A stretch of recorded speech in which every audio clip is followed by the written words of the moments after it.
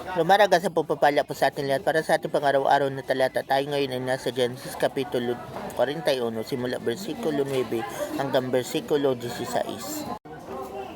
Lumapit sa paraon ng tagapangasiwa ng mga inumin at sinabi sa kanya, "Ako po'y may malaking pagkukulang na nagawa. Nang magalit po kayo sa amin ng punong panadero at ipinabilanggo ninyo kami sa tahanan ng kapitan ng mga tanod. Kami po'y kapwa na naginip. Isa pong binatang Hebreo na alipin ng kapitan ng mga tanod ang kasama namin doon. Siya ang nagpaliwanag ng aming panaginip. Sinabi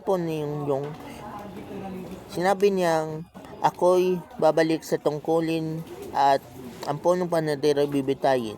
Nagkagayon lahat ang kanyang sinabi. Ipinatawag agad ng paraon si Jose nang ilabas na sa pilanggon. Siya ay nag-ahit, nagbihis at madaling humarap sa hari.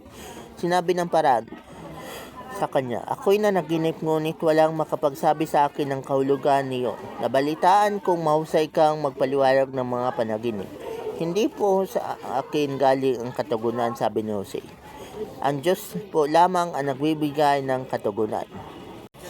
So, sa passage na to, si Joseph ay ipinatawag ng paraon para ipaliwanag ang kanyang panaginip. At yun ang naging daan para siya ay ma-promote.